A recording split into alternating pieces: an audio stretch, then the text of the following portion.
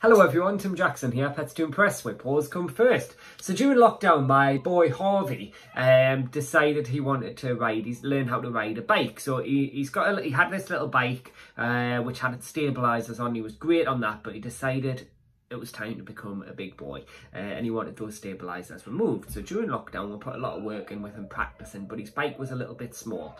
But he never gave up. He was very, very determined. I'll always remember, so where I live, you've got like little like communal parks in our estate, and we were in one of those parks and he was stood on his bike and he was looking forward, and I could hear him chanting to himself. I was like, what are you saying? He was like, I'm telling myself that I can do it. I'm telling myself I can do it, and if I believe, then it'll happen. And I was like, you've been watching too many Disney films. But anyway, his determination paid off and off he went. Yes, he's had a lot of crashes and a lot of falls, but that determination was there. Now, a couple of weeks ago, we went to visit the in-laws up in Scotland, and they'd actually bought him a new bike, so a bigger bike, which was a lot better for him. It was more for his sort of size as well too. And when I was there, so I was there for the weekend. The wife and kids stayed there for a week after that, so I had a little bit of peace and quiet for a week. But when I was there, I seen that he was practicing on his bike and he was doing really well. And when I wasn't there, he was practicing. And then last week, so Monday, they came home on Sunday, and Monday, I was out with the kids. Sienna, my oldest, wanted to go on her bike. Harvey was like, oh, I'm going to go on my bike. And Darcy just did her little Darcy thing. She just does what she wants to do. She's the rogue, the rogue of the family.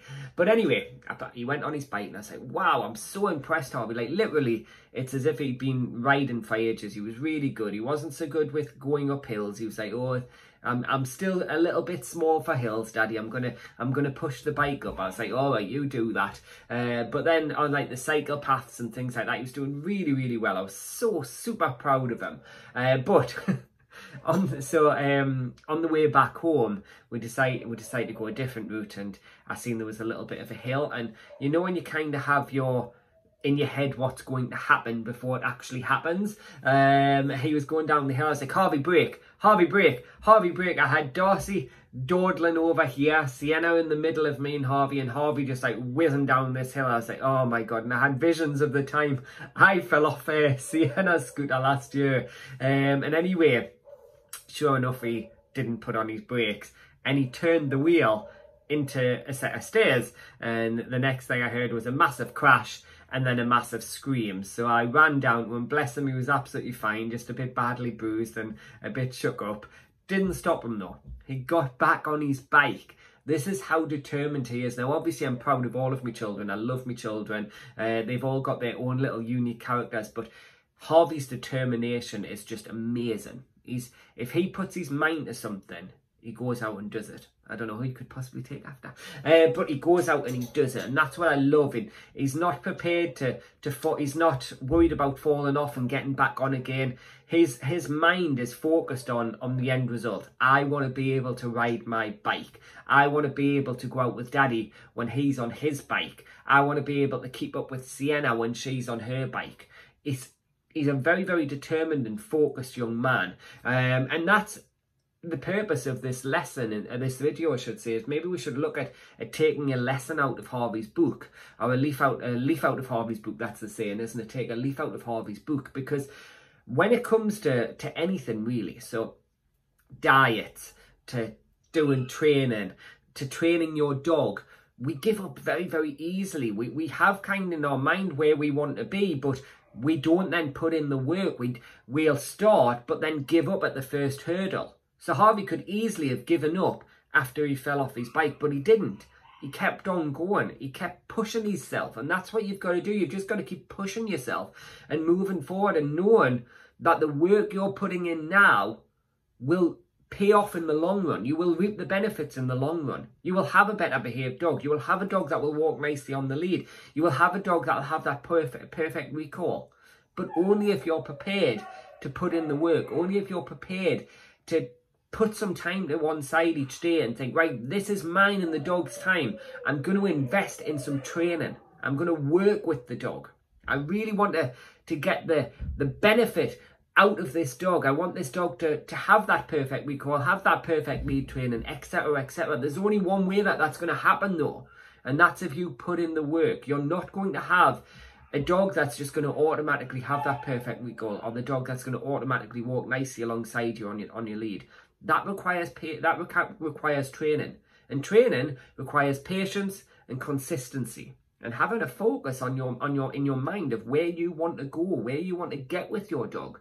By having that focus, by having that determination, just like Harvey did when it comes to riding his bike, you will get the results that you want. Okay? And I know a lot of people struggle with things, and I know a lot of times, especially if you've never trained a dog before, a lot of things can be quite scary and you're not sure if you're doing the right thing. So do you know what? Pick up the phone.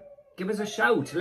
Let's book in a telephone consultation. Let's talk about the issues that you're facing, or let me know and hear the issues that you're facing. I do video requests as well. So if there's something you're struggling with, let me know and I'll upload a video for you, and I'll give you the answers that you need. All right. I know a lot of the dogs that bring their dog to daycare, they ask us to work on certain things.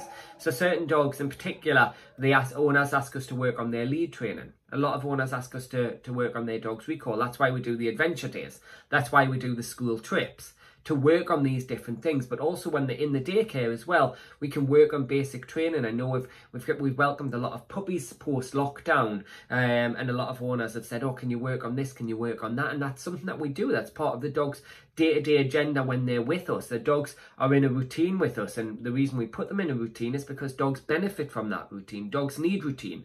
Dogs need structure, just like we do. And I'm sure we'll all agree that during lockdown, that was taken away from us, and it didn't sit well with me. I'm a man that likes to be in routine. I'm a man that likes to have structure in his life, knowing what I'm doing every single day.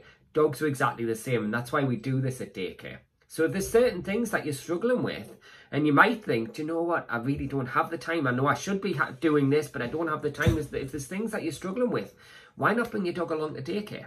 Book in for a free assessment. All you need to do is complete an application form, which you can download from our website, and then we'll get in touch with you, invite you in for an assessment. We can look at getting your dog on school trips to work with recall whilst there's distractions. We can do some low impact agility. We can do adventure days to work on lead training, to work on their basics. The list of benefits is endless. All right, there's so much that we can do to help you, but in order for us to help us, you need to let us know what it is that you need help with. And there's many options available moving forward. As I've said, why not start with a telephone consultation? This is free, okay? It's a free service. All you need to do is pick up the phone and book in for a telephone consultation. That will last between 15 minutes to 30 minutes. And during that time, what we'll do is we'll look at getting a thorough history from you guys and get a little bit more detailed information regarding your dog, talk about the issues that you're facing, and then we can look at a plan of action moving forward to help you. Dogs should be a joy. Dogs should be a part of the family. They shouldn't have to be a stress. They shouldn't be something that you get frustrated with. All right? It is frustrating when you've got a dog that's pulling you here, there and everywhere.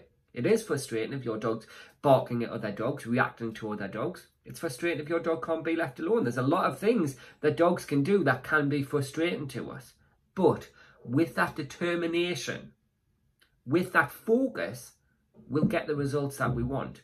But you've got to be prepared to put in the work as well, just like Harvey did with his bike. So if anyone's got any questions on today's video, then please just comment below. If anyone has any video requests for me, then comment below or send me a message and I'll upload one as soon as I possibly can. For now though, this is Tim from Pets to Impress, and that is where paws come first.